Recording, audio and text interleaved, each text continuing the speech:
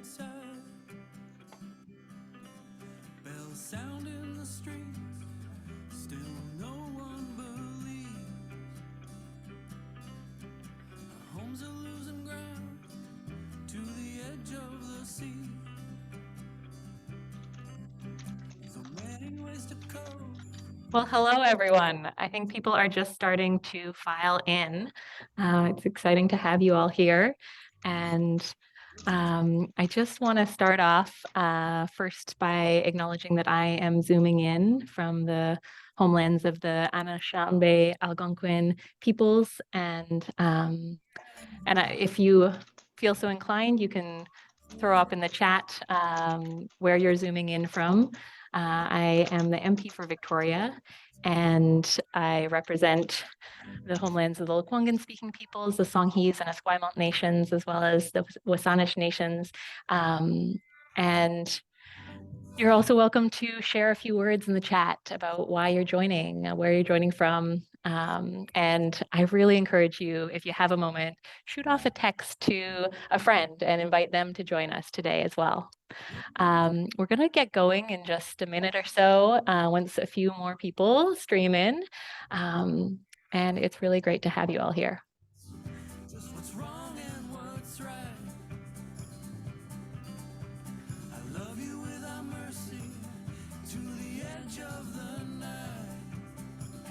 You can also check out the chat, and we are building a movement for a youth climate corps. It's really exciting to have MPs from across party lines, young climate activists from across the country, and people tuning in. We have folks who are watching online from their homes, but we also have people here who are at watch parties, and really exciting to have this conversation with you all today.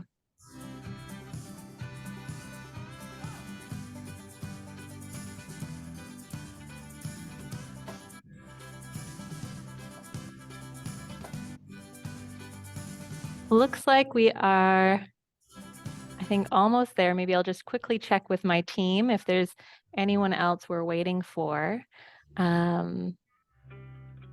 before we get started. I know it's desperate, but I had to try. Okay. Well, again, I want to welcome everyone to this town hall on a youth climate corps. And for those who have just joined us, I know a few folks were just streaming in as I was talking. So I want to mention again, I am zooming in from the homelands of the Algonquin Anishinaabe people. Here in Ottawa, we have MPs from across party lines who are here to talk about a youth climate corps. And I just want to thank everyone who is here with us today, whether you're watching from home or you've come together as a group and you're part of one of our watch parties in person across Canada. We have at least, over 100 people joining us from 16 communities across the country. And this is so that we can discuss the future of a youth climate corps in Canada. Going west to east, we have watch parties in Nanaimo, in Vancouver, Kamloops, the Sunshine Coast, Penticton, Calgary, Edmonton, Winnipeg, Waterloo, Toronto, Montreal, Mississauga, London, Waterloo, Ottawa, Windsor, and North York. Thanks you all so much for coming together for this. We are going to be hearing from a few of these watch parties later on. And I also really want to thank my colleagues from the House for being here in this conversation. MP Blake Desjarlais, one of my NDP colleagues, Parliamentary Secretary Adam van Koeverden for the Liberals, Elizabeth May for the Green Party. Unfortunately, Christina Michaud was supposed to be here, but she had to send her regrets, and she really wanted to. But I wanted to mention that she was going to be part of this. We also have a couple of MPs joining just to listen in who have registered. So MP Richard Cannings from the NDP and MP Marie-Hélène Gaudreau from the the Bloc Québécois. And I just want to invite Marie-Hélène Gaudreau, if you do want to say a few words, once we've gone to MP speakers, we can tune you in if you join as a panelist. I'm also told that David Suzuki has registered for the webinar. So David, if you're out there, we're just so honored that you've joined us, and we are grateful for your presence. I also want to mention a few housekeeping items. Today we're going to be talking about the campaign to establish a youth climate corps in this country. And you're going to first hear from a few folks at the Climate Emergency Unit that have been shaping this campaign. You'll also hear a few quick words from the MPs who have supported the campaign, and also hearing some stories from young youth climate corps campaigners. We've also held 20 minutes aside to ask questions to MP panelists. Watch parties will be encouraged to raise their hands, pose questions, while those of you joining from Zoom can also use the Q&A function. We're going to be wrapping up in a tight 90 minutes, and this event is also recorded, so you can also share it and watch it afterwards. I want to note there have been some last-minute votes scheduled in the House of Commons, and it's going to require MPs, including me, to remotely cast votes throughout the event, and we're going to be turning off our cameras. But just know that we're still here, we're still listening in, and each vote only takes a few minutes to cast. So today we're going to hear from speakers in English and in French. We're pleased to offer translation in both languages. I also want to thank the interpreters from Language Marketplace.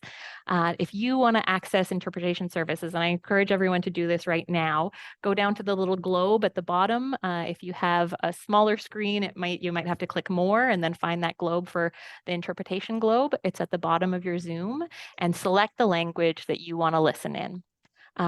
We also have closed captioning available, and so you can share a transcript after this event. If you want, send an email to info@climateemergencyunit.ca, and so that's available for folks who want it. I should also note it is the month of Ramadan, and many campaigners for the Youth Climate Corps who are Muslim are in their fast right now, and we want to honor that and invite anyone. Please feel free to step back from this event if they need to at any time. And I do want to share a little bit about why I put forward the motion for a Youth Climate Corps in the House of Commons. And, I really see this movement and this idea as a transformative potential for our country. I've spoken to so many young people who are worried about their future. They're worried about right now. The climate crisis, is having devastating impacts, whether it's heat domes that killed hundreds of people in British Columbia, or forest fires ravaging our country, forest season starting in the dead of winter. It is a scary time, and the Youth Climate Corps offers a tangible way for young people to tackle the climate crisis, to get engaged, to really feel hope, feel inspired, but make an actual difference when it comes to reducing our greenhouse gases, when it comes to making our communities climate resilient. This is an idea that I think has incredible potential in our country. And we've put forward this motion now that we've maxed out the number of seconders that we can have for a private member's bill. We are taking the next step by asking MPs to sign a letter of support for the Youth Climate Corps that will be sent to the Prime Minister, to the Finance Minister, and to the Minister of Environment on May 22nd. And that is where we want your help. At the end of this conversation, we're going to be sharing ways that you can connect with your MP, your local MP, to encourage them to add their name to this important call. We're also going to be showing you a video from the climate emergency team, and I'm very pleased to now pass things off to the climate emergency unit. First, you're going to hear from Bushra Asghar, who organized an exciting campaign for the Youth Climate Corps based in Toronto. And then Seth Klein from the Climate Emergency Unit team. He's the team lead and the author of A Good War, Mobilizing Canada for the Climate Crisis. If you haven't read the book, it's incredible, and I really encourage you to. He's going to speak to some of the recent polling that shows Canadians support this idea that young people want to enroll in a youth climate corps. But first, let's share the short video. It is inspirational. It talks about the Youth Climate Corps and what it could achieve, and it is produced by Edmonton-based Sticks and Stones. Young people are good at making history. Even when the fight felt unwinnable. Or unpopular. Or inconvenient. When we knew the truth, we fought. We know the scale of the climate emergency. We're fighting, even as systems break down. Wages stagnate, and the cost of basic survival skyrockets. We keep showing up. But our leaders, they're not there yet. There has been no invitation to confront the civilizational threat. No public programs to use our talent and energies. We're told only to wait, quietly, if we don't mind. But we're not waiting anymore. And it starts with the Youth Climate Corps. It's time for a brash and transformative new public program. One that puts thousands of young people to work, reducing greenhouse gas emissions and strengthening communities. Building new renewable energy projects. Protecting biodiversity.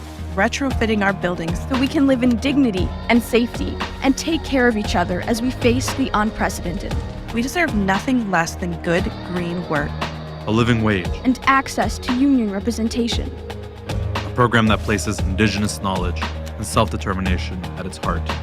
A program that invests in equity. And making the future of work one in which we can all see ourselves.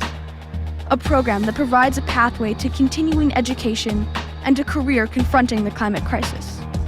And a program that can say to every person under 35, if you understand that we face a climate emergency, and you want to meet this generational challenge now, then we have a place for you.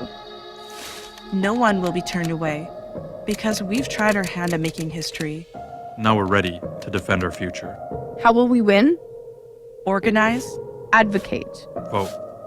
Join the movement for a youth climate corps at climateemergencyunit.ca/climatecorps.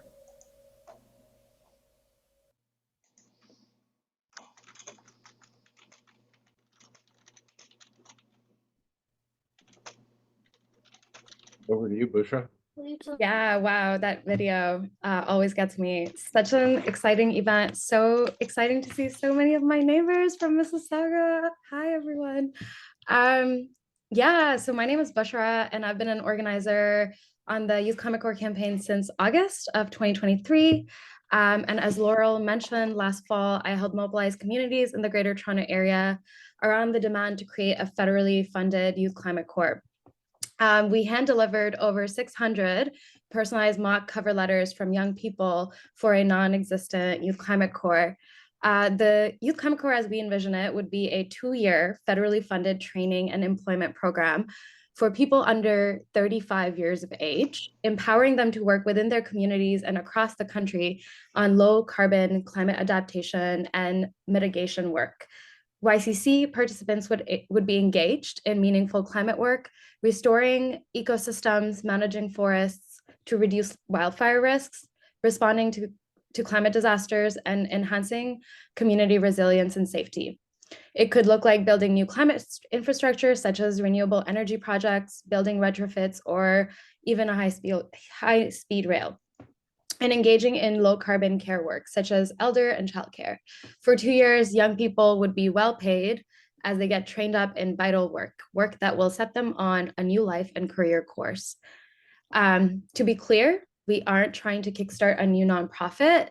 That would be too small. The climate emergency is all about speed and scale, and initiatives like the Youth Climate Corps need to be state-led. We have plenty of youth and student programs across the country, but they tend to provide placements for a few dozen or a few hundred youth a year, mostly in 4-month summer jobs or volunteer internships. We need to meet the climate emergency, and meeting it requires something much more grand. We are envisioning a government program that turns no one away, for which the only requirement for entry is the desire to sign on. We see local governments and Indigenous communities guiding what projects are supported and how the funding and youth are deployed to ensure the work maximizes greenhouse gas emission reductions and aligns with local climate action plans. Youth Climate Corps is the hopeful solution that captivates people's excitement and signals to young people to join in a grand societal and economic transformation.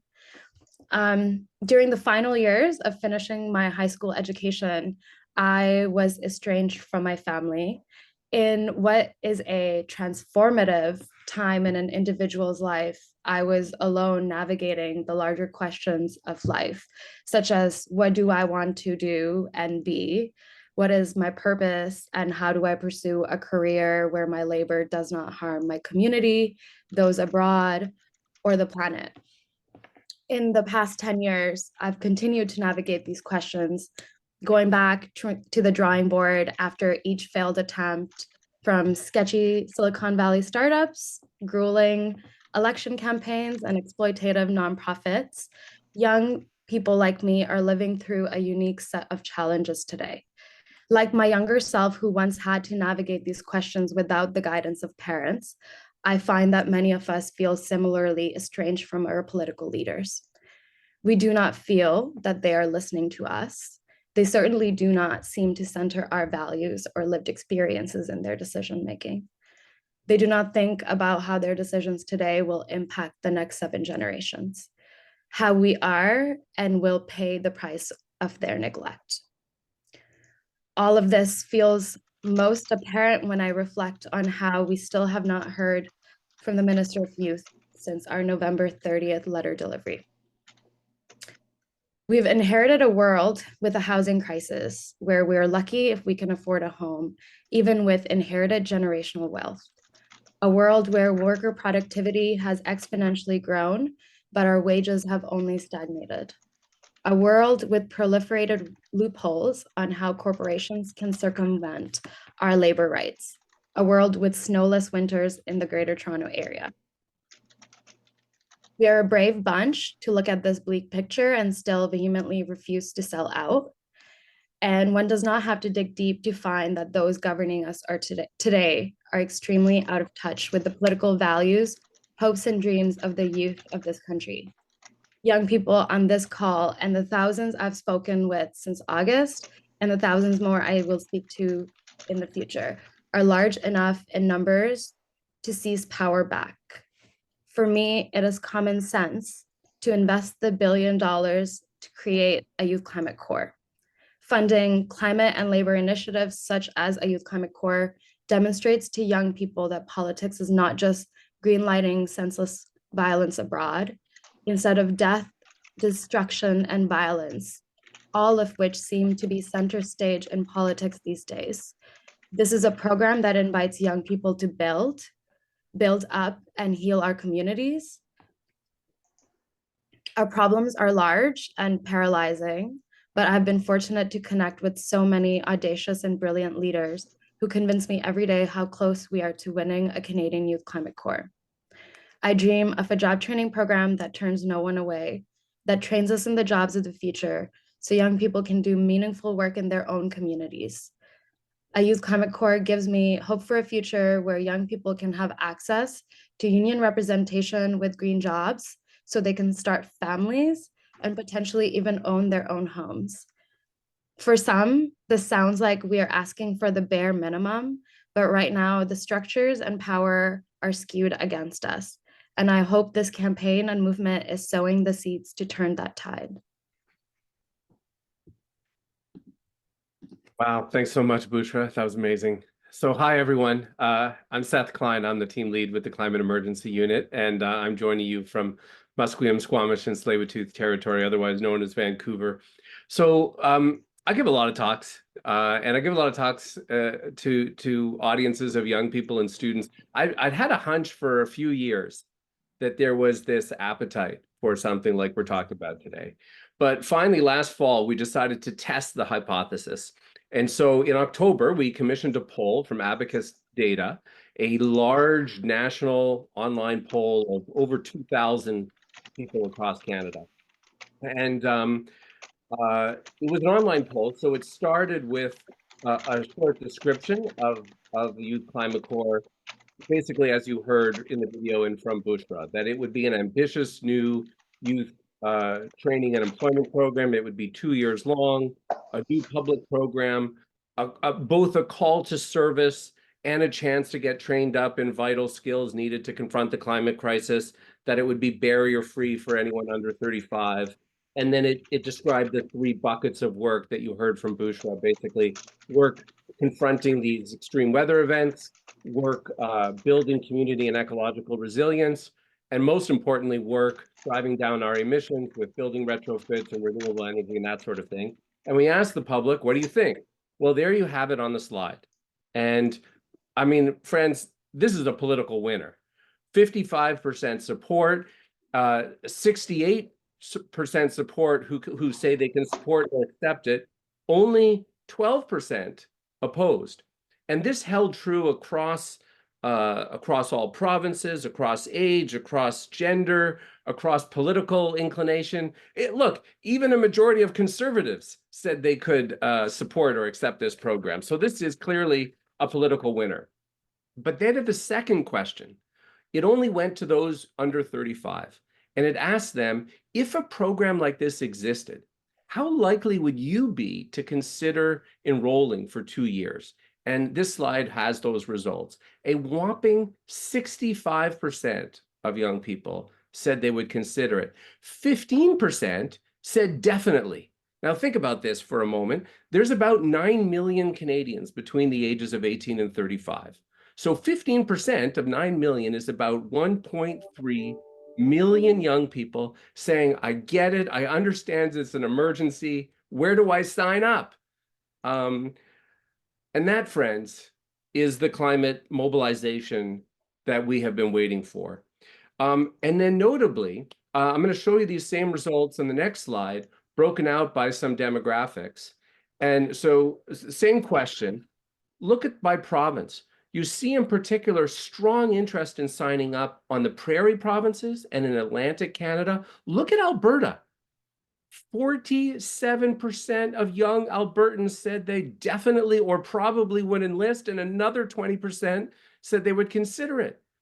In Alberta, these young people see the writing on the wall. And look at the gender breakdown. Now, the interesting thing here is that almost every other climate poll you've ever seen, young women outstrip young men in their support for climate action. But here, young male-identified respondents, and the only time I've ever seen it, outstrip female-identified respondents.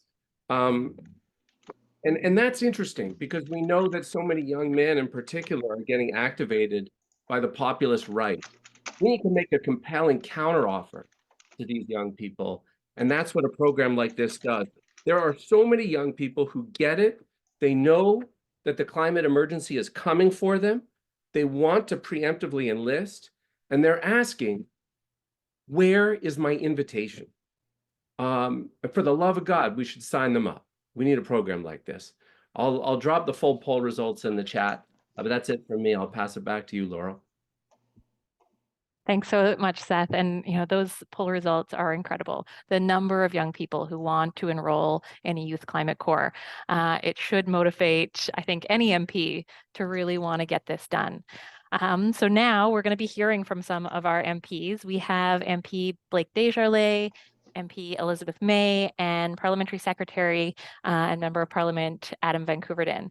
And I'm going to ask each of you just to make sure you keep your remarks to under 2 minutes, just so that we can keep on track. I want everyone else who's tuning in, just get ready with your questions. Remember that watch parties, you can raise your hand.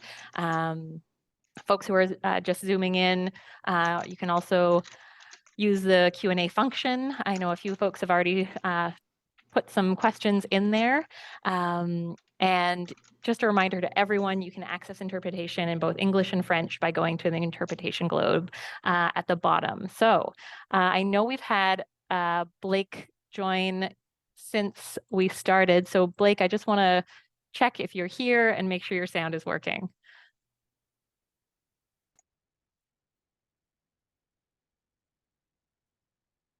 Okay, and well, maybe we get that sorted out. Maybe Elizabeth, if you are ready to go, I'm going to pass the mic over to you for your 2 minutes. Sure, I'm going to hit my start button. I'm going to start by apologizing for being in the dark. This is just what it is. Laurel knows where I am, and in one of the booths right next to Parliament, because we're debating the Palestine motion and we're going to have votes. Really tough vote for me tonight, by the way, guys, because Bill C-59 includes money for carbon capture and storage, which I want to vote against. But the same bill and the same motion is the money for tax rebates and incentives for clean energy. Tough choices, no big surprise. Still trying to figure out what the heck I'm going to do about that. I'm also recognizing with gratitude I'm on the traditional territory of the Algonquin Anishinaabe Nation, Miigwech. Start by youth activism and just say, I used to be young, I'm about to turn 70, but I met Seth Klein, awesome Seth Klein, when he was, I think, am I right, 16? So you're all of you, you won't always be young, but you have the choice to always be awesome. And Seth is Exhibit A. And Bushra, wow, thank you for your amazing start to this discussion. So completely on board, completely agree. Greens are completely on board with a youth climate core. And in many ways, the work is so important and vital and needed right now. So at the time I've got left, I want to mention some of the things about resilience that really moved me, because I spent a lot of time talking to people who've been at the front lines, at the bleeding edge of the climate crisis, the heat domes where 619 British Columbians died, the forest fires, the floods, Hurricane Fiona, and on and on. On the Youth Climate Core, one thing we got to do is fan out in every community and identify the most vulnerable people so that when an event occurs, which is a matter of life and death, you know who is in charge of going out and making sure that somebody who's got disability issues or is 80 and living on their own is going to get to a safe place and be safe. We have to save lives now, and we have to cut emissions now, and we have to plant. Don't want to plant trees everywhere. Some places the grasslands are going to be better at sequestering carbon than planting trees, but restoring ecological integrity and protecting biodiversity. And I will say it doesn't always mean getting arrested, but as far as I'm concerned, it can include nonviolent civil disobedience where you have to stand up and say, yeah, getting arrested as a forest protector, like Deputy Leader, the Green Party, Rainbow Eyes, Fairy Creek. These are things. I only did it once. I only got arrested once at Kinder Morgan Pipeline. And goddamn it, I never thought they'd buy the pipeline and spend $35 billion to build it through. Never mind. There's still time to stop that damn thing from ever operating. I promise I'm going to stop swearing. I've now used 2 minutes and 45 seconds. Youth Climate Core is an idea whose time has come. Let's do it. Thank you so much, Elizabeth. Thanks for your support for this Youth Climate Core and for your words and for your ongoing advocacy for our environment and for environmental justice. Next, because I just got a message from Blake saying that he's having some technical difficulties. My team is working with him, trying to get him back into the Zoom. But we'll go next to the Parliamentary Secretary for Environment and Climate Change, and Adam van Koeverden. Over to you, Adam. Thanks so much, Laurel, and always a privilege to speak after or even within around the same time as Elizabeth May, and I just can't thank you enough for hosting this conversation tonight. Seth Klein, big fan. Thank you for your extraordinary work. Bonjour tout le monde. Je suis très heureuse d'être ici avec vous tous et toutes. My name is Adam van Koeverden. I'm on the traditional territory here in Ottawa, the Algonquin Anishinaabe, but I hail from Milton, just on the traditional territory of the Huron-Wendat, the Haudenosaunee, the Algonquin Anishinaabe, and the Mississaugas of the Credit First Nation. This is such a great idea, and it's manifested today in this conversation, which is great progress. I'll say that I've spent 4 of the last 5 days on panels with Andrew Scheer, arguing about and debating whether or not we should continue to fight climate change, whether or not Canada should have an emissions reductions plan, and whether or not Canada should lead the way around the world with meaningful emissions reductions and phasing out fossil fuels. It's very frustrating to have the official opposition constantly debating. Basically his position is that Canada should be allowed to increase our emissions and we don't have a role to play. But I know that that is a sentiment that is not held by your generation. Your generation is the most progressive ever on climate change. I say that as a xennial, I think. I don't know, I was born in 1982, so I'm kind of stuck in between a lot of generations. But I bring up when I was born because of where my parents met. My parents met working for Katimavik, both of them. Katimavik is an organization that in many ways resembles what we are talking about today. Not exactly, it still exists, but conservative governments, successive ones, have defunded Katimavik, and so it's not serving as many people as it once did. I think it served about 36,000 willing young Canadians who got involved to help build our country and help stand up for important things that they believe in. It's sort of both my parents worked in different parts of Canada, and it was really, really extraordinary. But look up Katimavik if you've never heard of it. I just want to, signal my support for this ambition and this initiative. I could list all of the many green job and young and youth job programs that are currently, in various different departments of the federal government. But I'm sure you're already all experts, and I think having a one-stop shop or a single place to go or a larger, more comprehensive program is a fantastic idea. So I want to thank everybody on this panel. I want to thank the organizers, the staffers, everybody who's joined from across the country. I am a strong believer that Canada's youth have a tremendous amount to offer to this conversation. I regularly do school visits in my riding, and I take up every university and college on the opportunity to come in and hear from young people. In many cases, those young people don't have a vote, but you do have a voice. And I hope that you use both your votes and your voices for a better planet. So continue to make your voice heard, continue to shape Canada's environmental policies going forward. As the Parliamentary Secretary to the Minister of the Environment and Climate Change, as well as the Parliamentary Secretary for Sport and Physical Activity, I want to say thank you for pushing our government.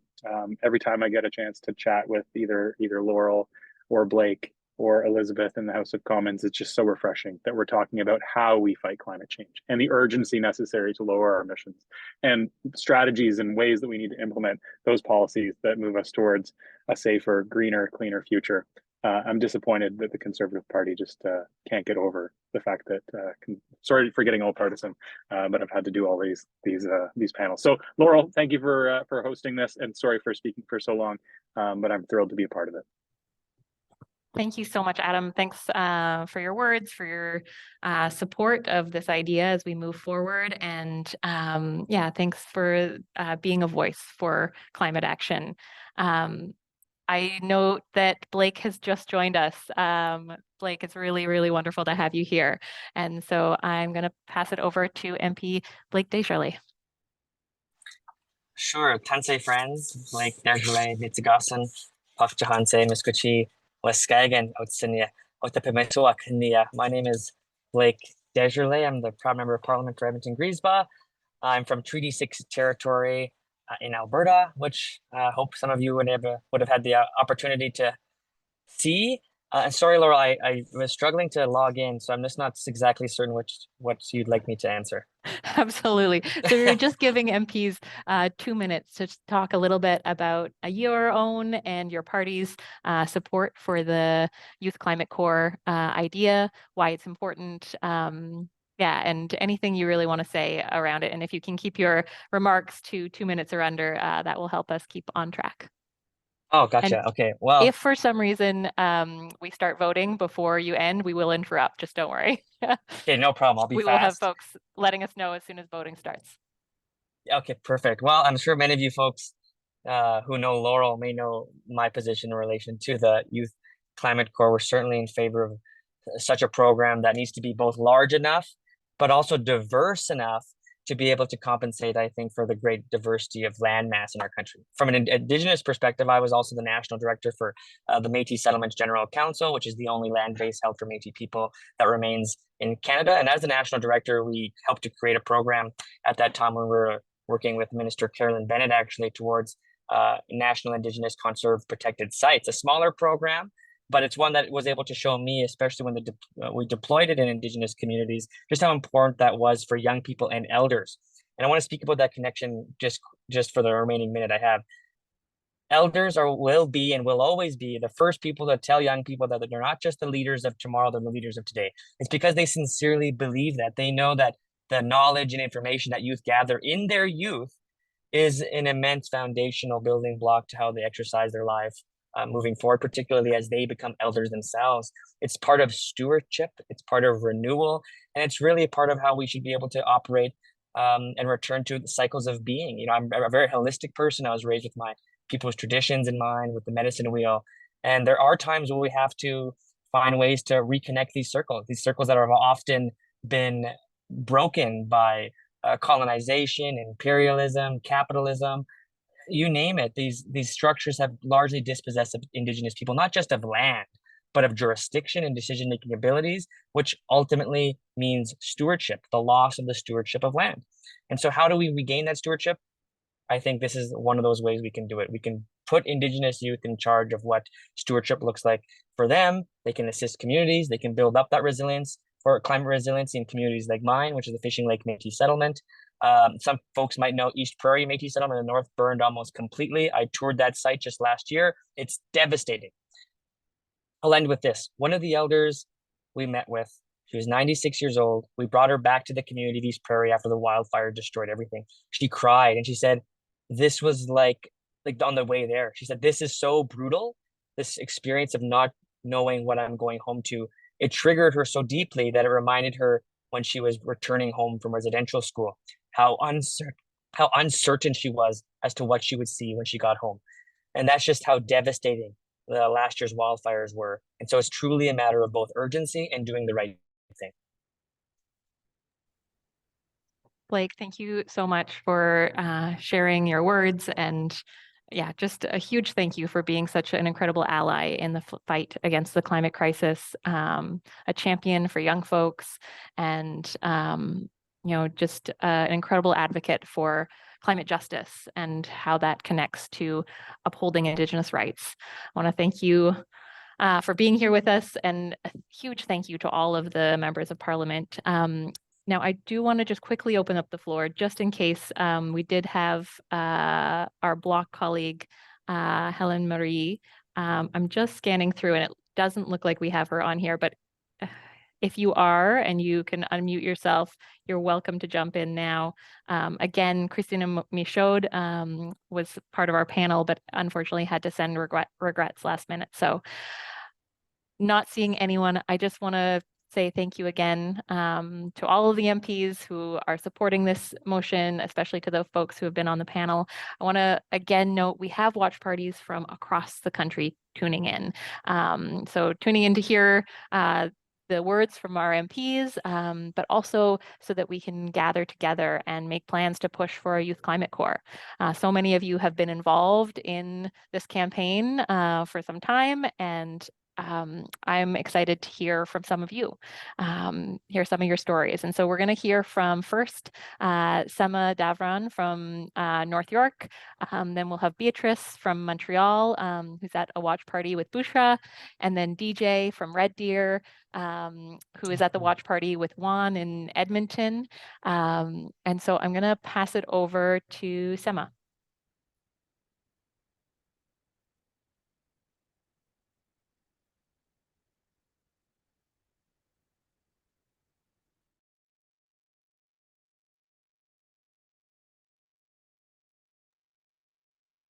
Hi everyone, it's a pleasure to be here today. My name is Sema Davran. I'm in the 10th grade, and I'm a youth advocate for Youth Climate Corps, and today I wanted to share my story.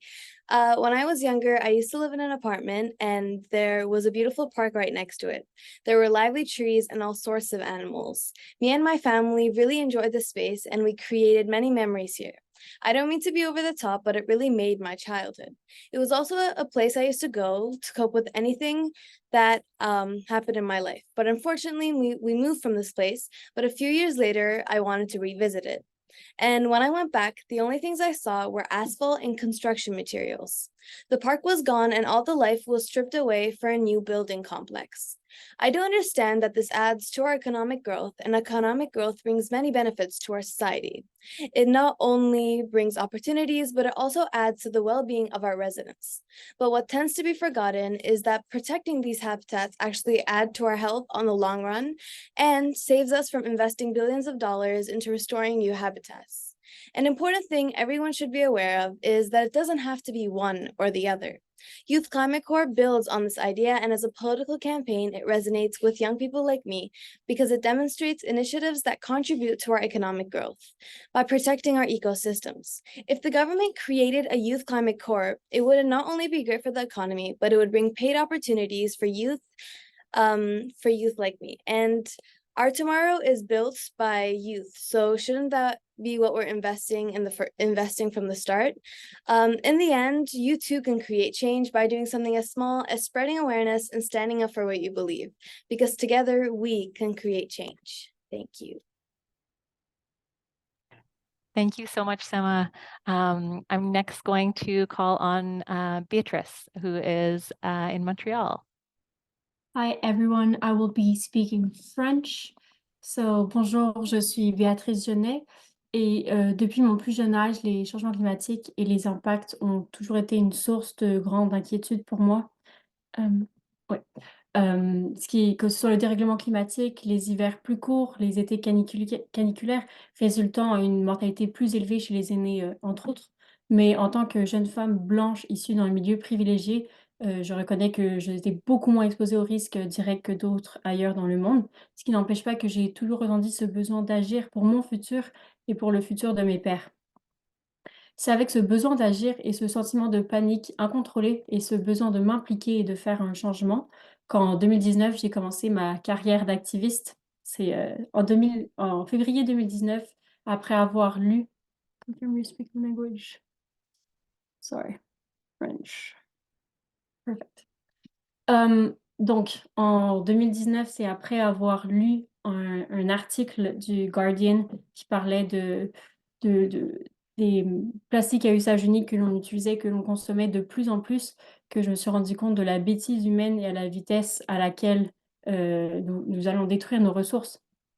Et c'est à ce moment-là que j'ai parlé à une de mes bonnes amies qui m'a dit de m'impliquer avec un groupe qui s'appelle La Planète s'invite à l'université, qui prend des places à Concordia et ainsi que les autres universités au Québec. Et c'est une armée de jeunes qui avaient le même désir que moi de changer les choses. Et j'ai ressenti un tel soulagement d'être impliquée et de me sentir soutenue et d'avoir le pouvoir enfin de faire quelque chose, ce que je pensais hors de portée précédemment, étant trop jeune, étant sans ressources, que ça a vraiment changé ma vie. Et donc c'est avec ces jeunes-là, il y a 5 ans évidemment, qui partageons les mêmes convictions, que maintenant je travaille désormais dans des OBNL et c'est vraiment génial. Donc, comme je disais, en 2019, c'est cette armée de jeunes extraordinaires et super motivés qui avons tous le même objectif. J'ai appris la leçon la plus importante de ma vie, c'est que le groupe fait la force. C'est qu'on avait le pouvoir de s'appuyer les uns les autres et d'être vulnérables ensemble, ce qui est extrêmement précieux, spécialement dans une société comme la nôtre qui prône l'individualisme. Et donc, ensemble, individuellement, nous n'avions pas la voix que pour se faire entendre individuellement, mais tous ensemble, en travaillant, nous avons réussi à faire sortir 100 000 étudiants dans les rues froides de Montréal le 15 mars. Mais ce n'est pas le plus important. Le plus important, c'est que le gouvernement nous a par la suite entendus et a pris en compte le message que les jeunes avaient, ce qui n'avait pas été fait précédemment. Donc ça, c'était une super victoire. Et on ne s'est pas découragé, on a continué à se mobiliser jusqu'à ce que le Covid arrive et ça a été un peu plus difficile. Mais bon, c'est autre chose. Mais un message d'espoir que je voudrais donner, c'est que ces jeunes-là que j'ai rencontrés il y a 5 ans, on a encore les mêmes valeurs et on se bat, mais on travaille ensemble dans des OBNL.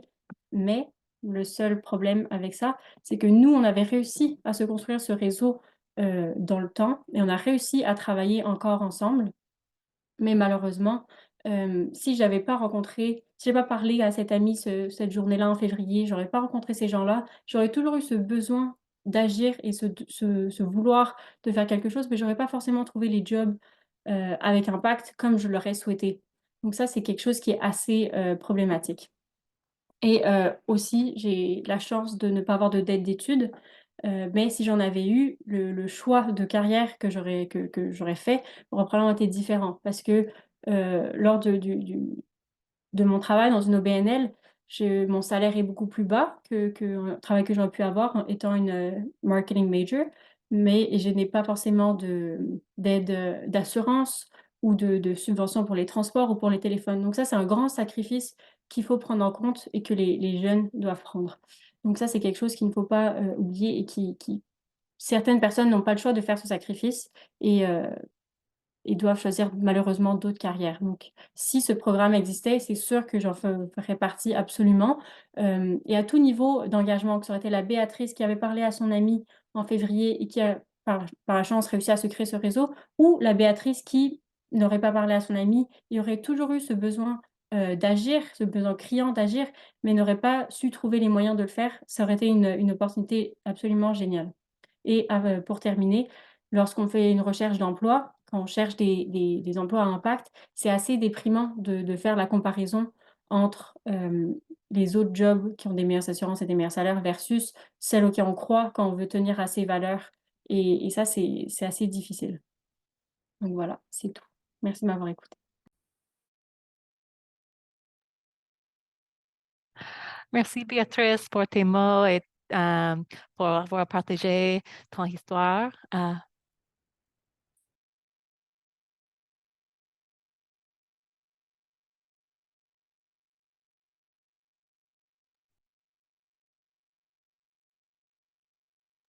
Next, we'll be headed to DJ from Red Deer. Hey y'all, I'm DJ Donnelly. I'm speaking to you today from Edmonton, Alberta, Canada. But I am from Red Deer, Alberta on Treaty 6 and 7. Growing up in Alberta, I experienced my first bust at 1 year after finishing high school. They tell us that the boom bust cycle is natural and it always happens this way. But in my lifetime, I've seen the busts last longer and be more violent than the last, and the booms never as high as the previous ones. And the wealth that is generated is never shared equally with the working class and youth in this province. Over the summer, I was fearful for my friends that had to flee their home in Drayton Valley. It reminded me of the fires in Fort Mac just 8 years ago and the destruction they caused. But we as communities open up our doors to the people in need. Just like when people had to flee Yellowknife from the fires, Edmontonians opened their doors to people they did not know to give them help. This is what our communities do. We step up in these times like we always have. But these once in a century events seem to be happening more and more often all the time. And do not know what this summer will look like. This is why I am fighting for a youth climate corps. Like so many other young people in this country, I've seen the limitations of our system and the failure of our leadership to meet those crises. The conversation around climate action always seems to revolve around technological innovation, but technology alone is passive without labor to use it. New and more efficient solar panels do nothing without the trained technicians to install them. The EV fleet that we are so desperate to build will never get off the line without workers earning a livable wage. We need leaders to invest in us, not mythical technology that does not exist yet. The youth in Canada are eager and willing to step up to the challenges of our day.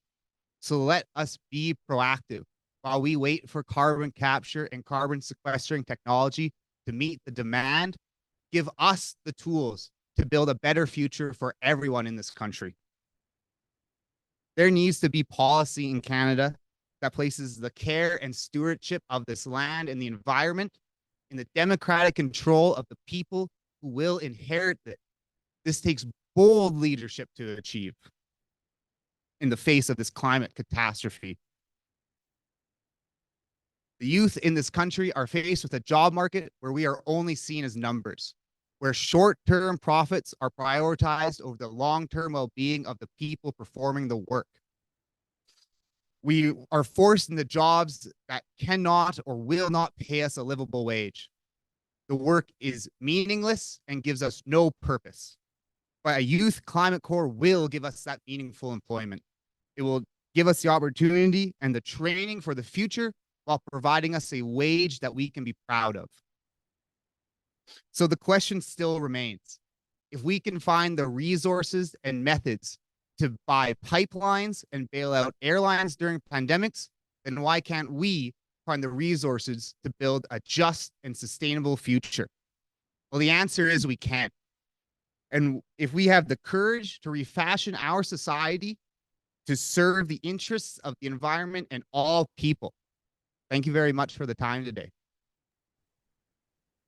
DJ, thank you so much. I can hear the applause in the background. Just know that there's applause going around our watch parties. And I want to just say a huge thank you. Sema, Beatrice, DJ, thank you for sharing a bit about your experience and really grounding this in the experience of young people who have been organizing for a Youth Climate Corps. I want to thank just everyone who's in our watch parties. I'm going to pass it over to Bushra for the next section, which is going to be our Q&A. And I know some folks have already started raising their hands, throwing questions up in the chat. So we are very much looking forward to your questions. Over to you, Bushra. Thank you. Thank you so much, Laurel. Yeah, at this point, we'll open it up to all the watch parties across the country. If folks have questions, I would ask them to potentially either unmute or text it via the chat. We're going to be taking 2 questions at a time. I see the Downtown Toronto hand up. And then there's also a bunch of questions in the chat. Thank you. Hi, do you have a question? Yes, definitely. Can you hear me okay? Yeah. Excellent. So I just want to know what kind of jobs would the Youth Climate Corps create? Would a large portion of these jobs that are the entry level? Okay, I'm just gonna write it out. What kind of jobs would the YCC create? Would most of them be entry level?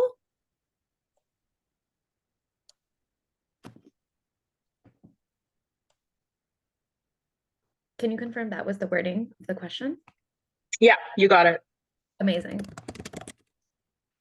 And then maybe a question from Edmonton. I don't want to seem like I'm advantaging the GTA as a Saga girly, but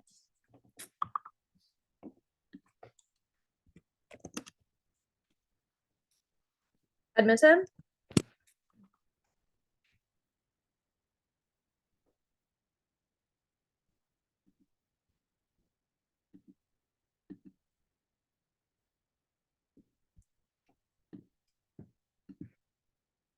Is anyone speaking? We can't hear you. I apologize. While we're sorting out the sound, I just wanted to quickly let the MPs know that the House has suspended, where it's unclear whether votes are going to be taking place or when they'll be taking place. I just wanted to reassure folks, no votes have happened. They are, even though they are scheduled for this time, we are not voting. That is so good to hear. Thank you for letting us know. There's a bunch of exciting behind the scenes negotiation on amendments to the language of the motion is what I understand, Laurel. So fingers crossed we get some good movement, but you're right. Now we don't have any votes, fingers crossed. I was just wondering if there's a solid plan on how the Climate Corps will be funded, whether that's through like carbon tax revenue or carbon credits purchased by other companies. Do we have, like, before I guess a reading in Parliament, is there a solid way to fund it?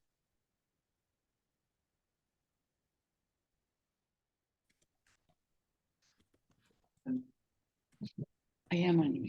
Yeah. Okay, at this point, I think we will allow the MPs to potentially answer the 2 questions that we've gotten so far. I've also tried to put them in the chat to the best of my ability so that you can refer to them.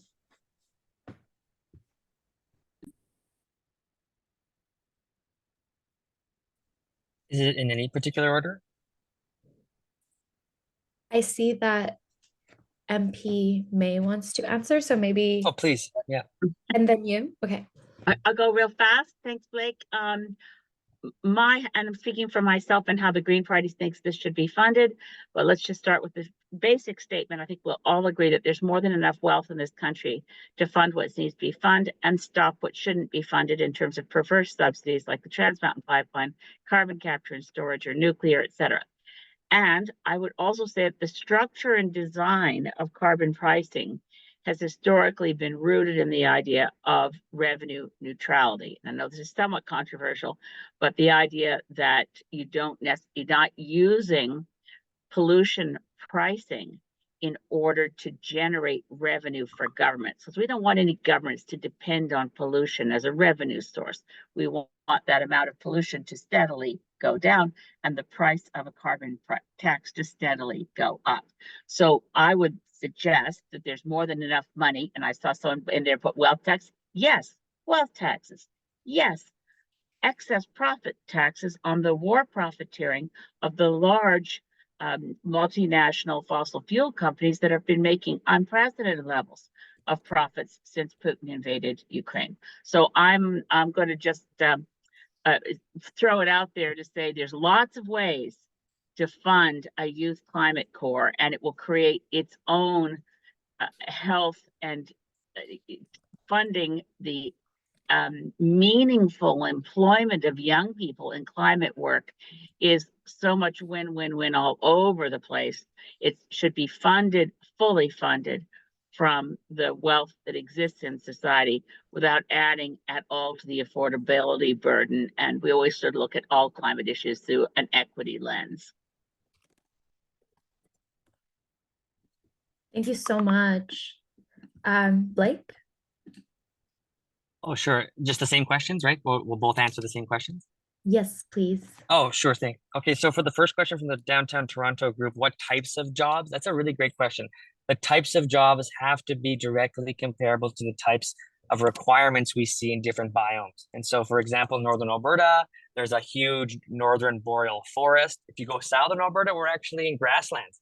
And so I'd suggest that, those teams be regional in approach to actually look at ways to accommodate for traditional knowledge that's already present in those areas, which is already unique in insofar as it's diverse in terms of land and people. But in addition to that, I think there has to be compensation for the reality that some of these jobs are right now existing without pay.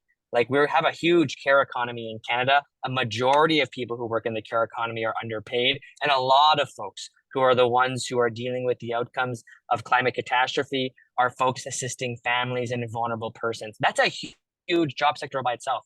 And so I think there has to be a relative study by Employment and Social Development Canada that's spearheaded by a climate corps to actually investigate the needs of communities. How climate resilient are our communities today? What can we audit in terms of the services that are required? On the last question about funding of the Youth Climate Corps, there are people who've made trillions of dollars in this country who've taken and taken and taken continuously, and even worse, aren't taxed to the same level as individuals. And these guys are getting off with wild, like Richie Rich Kruger, near criminal. This guy, like he wants to pump more out of the oil sands, knowing that Chief Alan Adams and the Chipewyan people, the Dene people up in the north, are subject to some of the worst outcomes of healthcare. So we have to really ask ourselves, the money that these companies are deriving from our very own public resource, are the companies worth it? That's the question I want to answer. And those are the equitable funds that we need to seek and we need to second in order to actually get not only the production value from making sure that we start to compete for the skilled labor that these companies have control over. I'm from Alberta. That's the biggest conversation I want to contribute to this in some ways, is the fact that labor is the solution to how we combat the climate crisis. If we move workers, the very same people who've built our economy, built our hospitals, built our roads, built our schools, we get them to build the next set of infrastructure for our country. Not only is it going to create good jobs, it's going to create lots of money. To Beatrice's point earlier, she mentioned the lack of good pay. Like that's so true. What kind of young person is going to go into the industry knowing that they're going to get paid, less than $15 an hour, or even worse, $15 an hour? when the oil companies offered me when I started to work in the oil sands, and yes, I worked in the oil sands in the northeast of Alberta, very hard job. I got laid off 8 times, very tough. They come at you in grade 10 and they're like, hey, Blake, you can make $5,000 this month. You know, that speaks to a young Indigenous kid, and that spoke to me and all my friends. But the problem they didn't tell us was that for consecutive years, we would be laid off, and that the busts that my friends from Edmonton just mentioned, it hits hard. You lose houses, you lose cars, you lose your life. It's so hard to deal with that up and down cycle that has workers in a position like they are in Alberta, where oil companies are now saying that the only way you're going to keep your job is if you keep us afloat. We have to compete with that narrative and say, no, your labor is valuable in our country. You're going to build the next set of renewable energy projects, and Alberta and our country will continue to be the energy province, or the energy province and the energy country of the globe. It's still my intent to see Alberta be a prosperous energy province, but not the kind of energy that oil barons have largely exploited to the benefit of themselves and at the cost of everyone else's health. Thank you so much, Blake. Laurel, did you want to say a few words?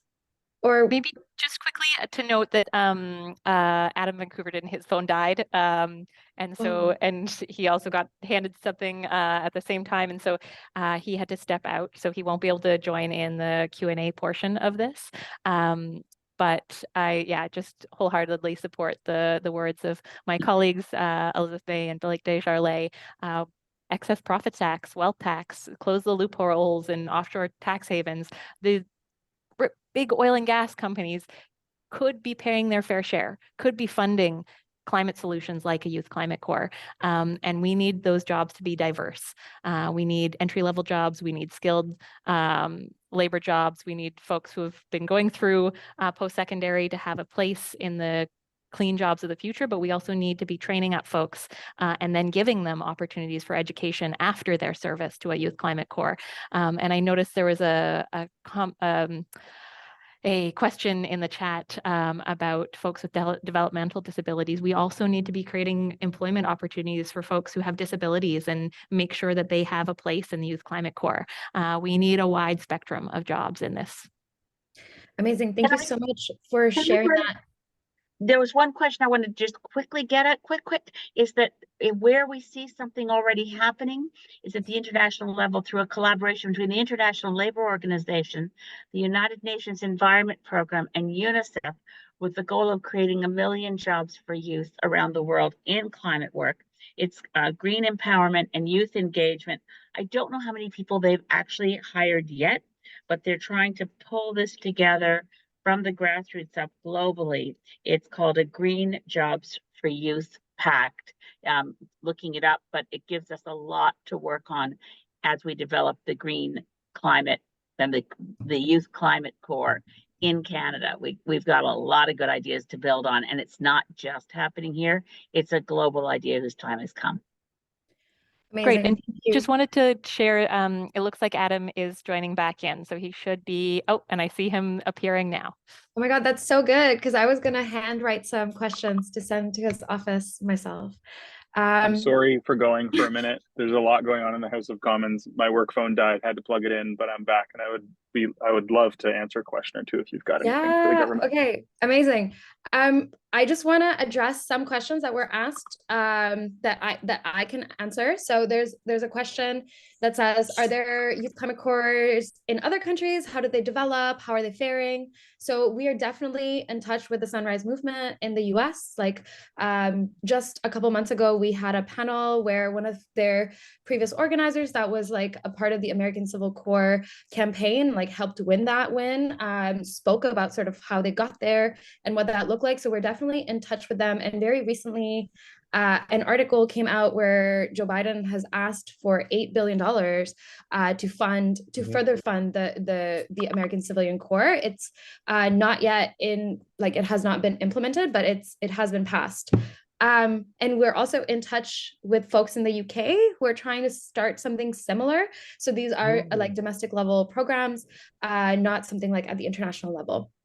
The other two questions that have been asked, which is what is the best political pathway to getting a youth climate core? How can Canadians across the country apply pressure to get this passed? This is something that we will be touching on near the end of this call, but I would also love to hear MPs hear like an answer to that. Like I would love to hear the different MPs and their answer to this question in terms of what do they think is the best way for us to apply pressure to win this. Give us the answers, the good ones. And then also the question, what would this movement look like on a community level? There's a lot to talk about. There's a lot of talk about big ideas, but how would this affect the day-to-day? We're going to be launching like a very much neighborhood level chapter organizing program in the coming months. And so whoever asked that question, I really look forward to chatting with you and get door knocking to the community about Youth Climate Core. So I'm just gonna go back to, yeah, I see a message. Adam, would you like to answer one of the questions? Certainly. Okay, so yeah, what do you think is the best political pathway to getting a Youth Climate Core in Canada as a sitting Liberal MP? Give us the secrets. Thanks so much. So it really comes down to being persistent. If you need my honest opinion, you know, we need lots of MPs to be talking about the importance of this, and that gets sort of percolated when MPs hear from a lot of their constituents, their voters, people who they rely on for insight and perspective. I always say that I didn't get elected because I have the best ideas. I got elected to listen to great ideas and bring them here to Ottawa. If I'm genuine as a member of parliament in my ambition to be Milton's voice in Ottawa, then it's not about me. It's not about, you know, the fact that I agree with this and that I think this is a great idea and it's a fantastic step forward. It is about making sure that I'm adequately and I'm fulfilling my obligation as a representative of people in Milton to be bringing their ideas forward. So my recommendation or my ask is to be persistent in meeting with members of parliament from every party. And that's important because things like this are so much stronger when they're done unanimously. I think there's real potential for it. And we've got a Conservative Party, sorry for getting like super political all the time against the Conservatives, but we've got one party that stands against climate action. You know, we've got parties in the House between the Greens and the Libs and the NDP and the Bloc who believe in climate change and want to do more. And I think they're all fairly convincible on this issue. It really comes down to priorities. So, you know, every MP right now, it's budget time. They're all sending letters to the Minister of Finance. They're coming up with their top 3 or 4 or 5 asks. There's some big ticket items that I'm hugely in favor of. Things like the disability benefit, making sure that we eliminate disability poverty in Canada. I got involved in politics, not in any small part because of the prospect of poverty elimination. A national school food program.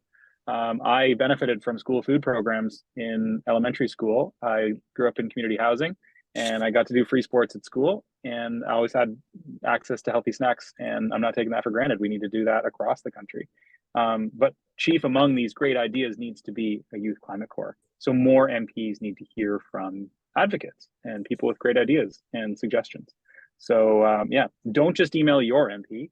Find people in every riding across the country that want to be advocates directly to their member of parliament, and be concise, you know, be really, really pointed. Say this is, you know, I often say in terms of like government relations, the fewer points, the better, because you want it to stick. You want MPs to remember, and you want them to bring your great ideas here to Ottawa. And this is an awesome one that I'm hugely behind.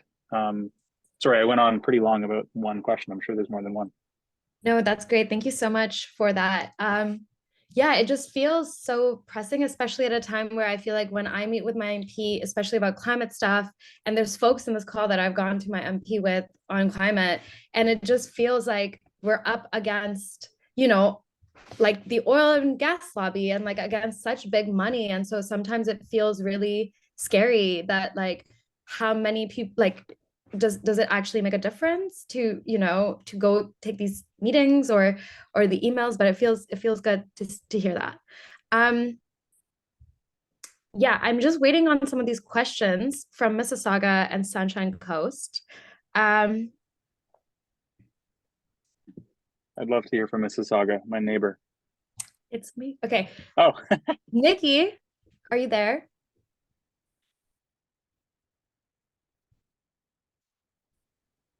Hello, yes. Hi from Mississauga. We do have questions. I'm going to pass the mic over to folks that want to ask, so just give us a second here. Yes, please. Hi, everyone. This is Rahul from Mississauga. Can you hear me okay? Thanks so much for having us. I had kind of a comment / suggestion for kind of jobs I want to see as part of the YCC. I just turned 34, so I really want this to happen in the fall budget, hopefully. One is expanding the Indigenous Guardians program across the country. Another is pivoting the high-frequency rail project for Via Rail, tying it back to the Via Rail unionized jobs and expanding that into getting good green jobs for youth. Electric rail is really exciting to me. Bringing in a national bus service to connect so many communities that have been devastated by bus cuts across the country. Let's get national bus service. Let's tie it to Via Rail and include good green jobs for young people like myself. And finally, the Delivering Community Power program, which has been languishing a little bit in recent years around transforming Canada's postal service. There are thousands of jobs there where we can connect food, connect to seniors, and do so much more than just postal work, like places like Japan and the Netherlands already do. I think those are great low-hanging fruits of existing institutions within the federal framework where we can start these jobs rolling. So just some suggestions, and I think I'll have another question here. Hey everyone, I'm Blake. I'm wondering, a lot of these, Sorry, that was me. a lot of these jobs that you're talking about seem to me to be provincial jurisdiction, and I'm wondering if you guys see any tensions with provinces in implementing a youth climate corps. That's a great question. Would the MPs like to answer? I know that in the way that we envision it, we definitely envision it like how post-secondary education is organized, in that ideally it would be something that both the federal government, provincial governments, as well as Indigenous communities and governance models like work together. But yeah, would the MPs? Bushra, can I just flag, we're at 8:18. I'm wondering if we want to hear a couple more questions from Sunshine Coast and Nanaimo, because they've got their hands up, and potentially the UO NDP Watch Party, and then let those three MPs kind of pick and choose their last couple minutes to answer questions from each of them. Love that. Would Nanaimo want to unmute? Yeah, I'm unmuted. Oh, wow, I'm in center picture. Whoa, that's cool. Hi, I'm just wondering, I know we can petition, but there's, as with any representative democracy, there's going to be a corporate lobby. So I'm just wondering how we're going to make sure that private interests do not interfere with and shut down this, and how we can get it to the Prime Minister, because the Prime Minister controls Parliament. This is Theo. Hi. Incredible question. Thank you so much, Theo, and I hope someone answers it. Okay, one more question from the Sunshine Coast. Okay, hi everyone. This is our Sunshine Coast Watch Party here. Some people you can't quite see, but my name's Naomi. My question is, like, I understand that there's this national and sort of governmental scope, but there's already so many great small businesses and organizations that are big innovators in the transition to a green economy. So I'm wondering how we can bring them on board and how they will directly benefit. Thanks. Okay. How are the MPs feeling about those three questions?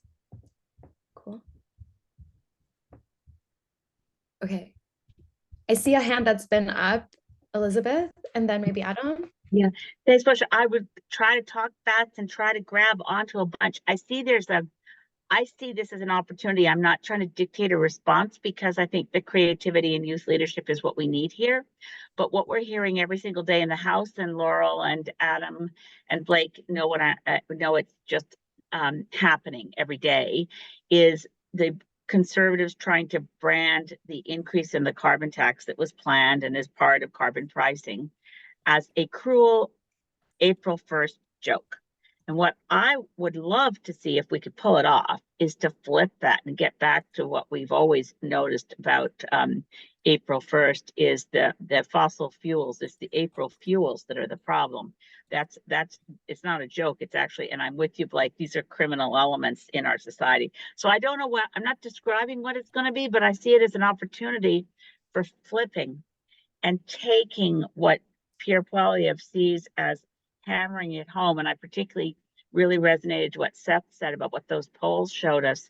If young disenfranchised men feel drawn to an anti-climate message that is really betraying their own interests and their own future, maybe it's an opportunity to just talk about what fossil fuels look like as the cruelest April Fuels joke.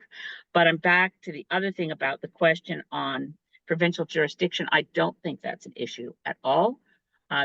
We already have the Supreme Court of Canada decision that climate is an issue in which the federal government plays a key role. We definitely know that there are pushbacks that come from provincial premiers. I could rant at length about how the hell is it that the European Union, with more than 23 separate sovereign nation states, are able to better cooperate on climate action than 10 provinces, 3 territories, and 1 federal government that haven't yet been able, with just 2 national official languages. The European Union, 40 some separate official languages. They're way ahead of us on how to cooperate, collaborate, pull together. So for Canada to succeed here, and I think youth leadership on this is critical, can we not at least think like a country? We know from the Supreme Court of Canada that climate change is one of those issues. The climate crisis is an issue where the federal government can take leadership. A youth climate corps can be federally funded 100% by the taxation on wealth, excess profits. And we've identified those places where corporate excess profits give us the place to go to, where most of those corporations pay no taxes at all, by the way, never mind not paying their fair share. Let's get the money from where it is and put it to where we want it, which is on the ground, community-led, resilient climate projects that create meaningful employment for all. And that cannot be stopped with the claim that somehow it's ultra vires the federal government.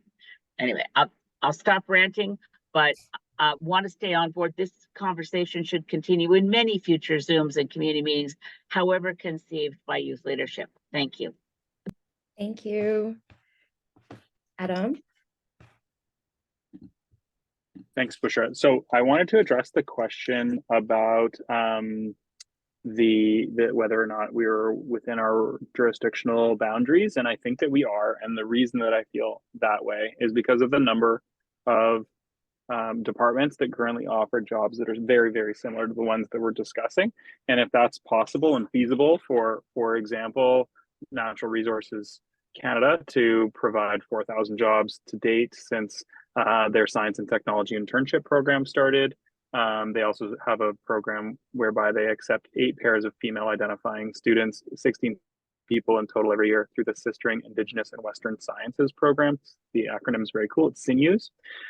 They also have a policy analyst and recruitment development program. And then at ECCC, there's almost 2,000 young graduates across Canada that between 2021 and 2023 received Science Horizons youth internship programs. There's the Canada Youth Service Course, 500 youth-led volunteer opportunities every year with a $5,000 youth-led project grant.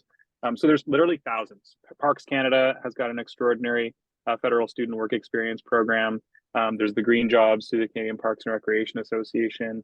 ESDC has Canada Summer Jobs, which is, by the thousands across Canada. All MPs need to do in order to ensure that Canada Summer Jobs benefits a lot of environmentally minded and focused organizations is highlight that as a priority. So it would actually be a great idea to have a little campaign. It would be for next year because actually today was the deadline to fill out your Canada Summer Jobs application. I shifted a lot of my priorities to environment, climate change, and local like ecology and science stewardship with the conservation authorities, et cetera, and got great response.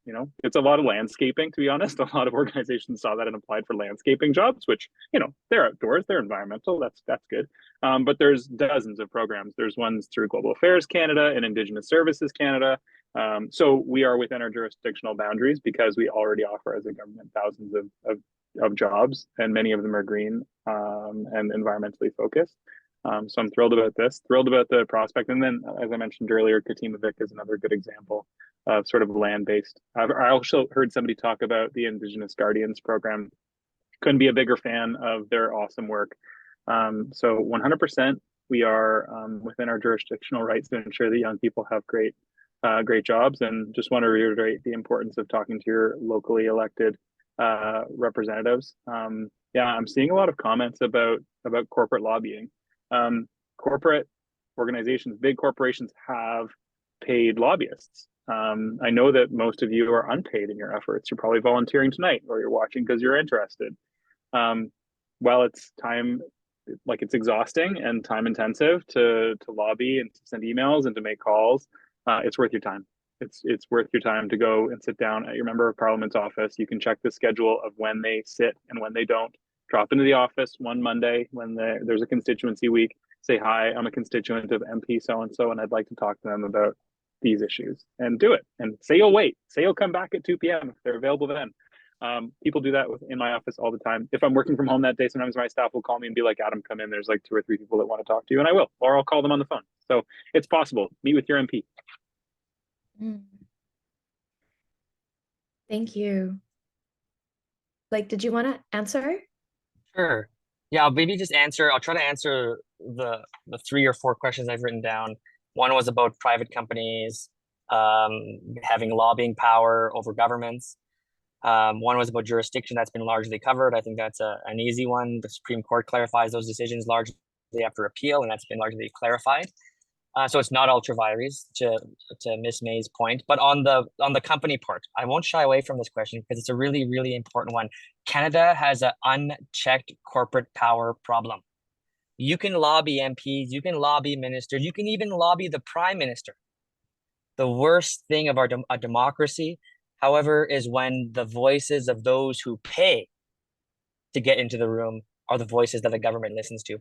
This isn't just the Liberal government of today. It's been consecutive Liberal and Conservative governments since the onset of the late 1970s and early 1980s. And for anyone who's really interested in economic history in Canada, you don't have to look very far to see the 80s as one of the worst times, one of the most egregious times in our country's history, where we sold all of our affordable houses, where we said, we're not going to invest in climate resilient solutions. We're not going to invest in Via Rail. We're not going to invest in Canada Post. As a matter of fact, we're going to sell off a series of crown corporations that would have otherwise given us the production power to make a transition even stronger. And so the question really becomes, how do we actually get the change in Canada we need to see? Part of the solution is actually seeing a socialized economy.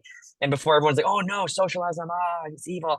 No, it's actually quite a really simple and easy to understand ideology that Canada, for the better part of our history, and Seth Klein, what a great book. He talks about this, the post-World War II era, where we had a remarkable expansion of not only industrial power in Canada, the kind of industrial power that seen manufacturing at an unattainable rate. We'd never get that ever again. The kind of things we developed. We invented things in Canada because we made crown corporations. We built things in Canada because we made crown corporations. These were a really big part of how we were able to control our economy, making crown corporations that actually worked for people. Better yet, their dividends paid for our hospitals. They paid for our education. They paid for our roads. This is a kind of future that Canada built. This is something that our grandparents built. They built a system that said healthcare was important, education is important, and we're not going to get left behind. But then the 80s come along, and neoliberalism and the Reagans and the Thatchers of the world say, hey, how about we just give all of this away? How about we sell all of these assets that the public have built, including, for example, in Alberta, the Canadian Natural Resources Limited, CNRL, one of the largest oil companies and one of the largest name recognition for oil companies in the world was sold in 2008 by conservatives to the Chinese-controlled Nexen Corporation. And so I have no time for conservatives who continuously harp on the fact that the carbon tax is the greatest culprit in Canada. No. Corporations that would seek to take from those who are sick, those who need, and those who've built our country, those are the kinds of criminals, and those are the ones responsible for the situation we're in today. So we need to see a renewed effort to hold corporations accountable. We need to see a renewed effort to see socialism in Canada with the purchasing of assets from corporations that have taken away public assets. We need to repurchase those assets. And then we need to start investing in Canadians again. We need to have these services delivered to Canadians. Imagine, and I'll end with this, because the gentleman from, or the person from Toronto, I forgot which one it was, but he listed 3 solutions: electrifying via rail, national bus service, transforming our Canada Postal Service. These are crown corporations that are under threat today. They're so close. Like, friends, like, I really need you to listen to this part. We are so close to losing via rail, like razor thin. I've spoken to them. They said they're going to discontinue the entire Western line because cargo. And so we have to fight back against what is a dual problem, which is the continuous erosion of our social safety net, simultaneous to the reality that our environment and the consequences from our inaction are catching up to us. This is a deadly pill we're about to swallow. But I am more encouraged by the young people who are in this room, like Juan. Big shout out for those who know Juan. He's in the back room there. What a remarkable person, educates people, is organizing this idea. I would not know about this without people in my community like Juan. So I just want to say, you have the power to do it. Wow, thank you Can I so jump much. on that really quickly? Sorry, Forgive me, Bushra. Elizabeth, I'm just going to quickly jump in. I'm so sorry. No, it's I have to quickly keep say us that on track. The high frequency rail is a scam. It's a trick to kill via rail in the Windsor-Quebec corridor. Please, everybody mobilize to stop the fake high frequency rail scam. It's really dangerous. Sorry, I meant to say it earlier. Sorry, Laurel. No, not to worry. I just want to note that we are at 3 minutes over our time, and I promised we'd keep on track. I know Juan still has some calls to action, so Bushra, I'll let you wrap up the Q&A period. Yeah, thank you so much, everyone, for taking time to attend. I just want to say these days, especially everyone on this call that's young, it feels like, holding our politicians is accountable is a full-time job. I feel that at the municipal level, provincial level, federal level, it takes all of the hours of my day, and it's exhausting. And I'm so grateful for everyone who has worked and put in hours around this, and to the MPs that agreed to be here, that answered hard questions. I do want to just sort of toss a volley back to Adam about all the jobs that he had addressed. Unfortunately, something that is key to what we envision as part of the Youth Climate Corps is a livable wage. And in my life experience, I do not think getting paid $15 an hour is a livable wage.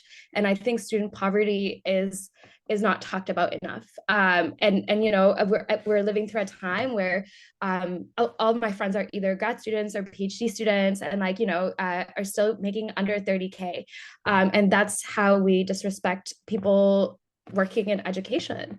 But yeah, just wanted to underscore that before I throw it back to Juan. Can I just agree with you? No political rhetoric. I just want only to agree agreement. For the living wages Yes. is critical. Yeah. Amazing. I'll take it on from here, and hopefully you'll agree with what I'm about to say too. So thanks everyone for your time. Thanks everyone for all your questions. If folks have any more questions, feel free to email your MPs. So we're nearing the end of our night. I want to thank you all so much for coming, for being here. I'm just going to wrap things up, tell you a little bit about what's next, and then we're going to toss it back to our watch party hosts to do the in-person part of this all. So as Laurel mentioned, she's going to be bringing her motion and her letter to the Prime Minister, to Stephen Guilbeault, and to Chrystia Freeland on May 22nd. And we want as many MPs as possible to sign that letter with her. So hopefully all the MPs on this call will sign the letter, including those of you who aren't on as panelists just watching. And for those of you who are in communities where you know that your MP would sign this, where you know that you want to pressure your MP to sign this, there's a concrete way to take action. Doug is dropping a link in the chat right now about a way in which you can take part of the campaign and make sure that your MPs are signing the letters. We're going to be doing a training in 2 weeks. But before I get too ahead of myself, for a lot of you who are on the call, who perhaps didn't have a chance to join a watch party or are in a place where there wasn't a watch party, we're going to be hosting an orientation next Thursday. So I know that there's people here from Regina, there's people here from Halifax, there's people here from Saskatoon who weren't able to have in-person events, and we want to make sure that you're able to grow the campaign locally to you.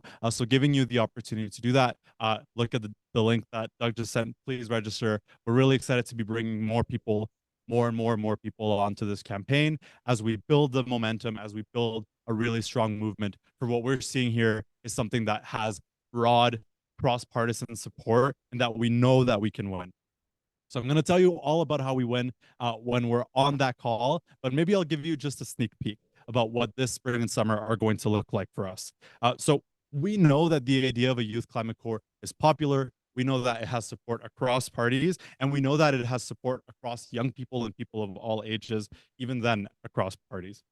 So what we're going to do this summer is exactly that. We're going to be calling on people from all across our communities to stand up and say, we want a youth climate corps.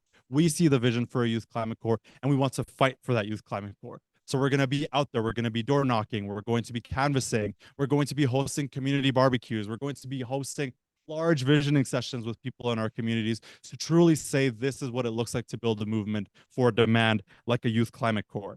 And we're going to bring those same demands into our institutions, our city councils, our school boards, our universities, our places of faith, to bring forward letters of endorsement to say that they too want a youth climate corps. It's a whole of community approach to saying that these are the demands that exist in all these communities. And third, we're going to be hosting large envisioning events throughout the summer that you'll learn all about as when you come to our orientation next week. We want to make it clear that there is a strong vision across the country for a youth climate corps. As we've seen tonight, the only place that we're going from here is bigger. The only place that we're going from here is up, and the only place that we're going from here is to victory. And so we're really excited to do that with all of you. We know that we have a tough summer ahead.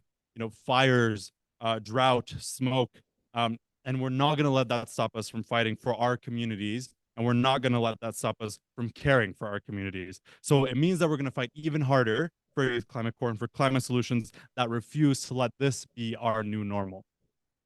That's what it's all about. Right before I close it, I just wanted to add, you know, maybe I'm aging myself. My first election was in 2015.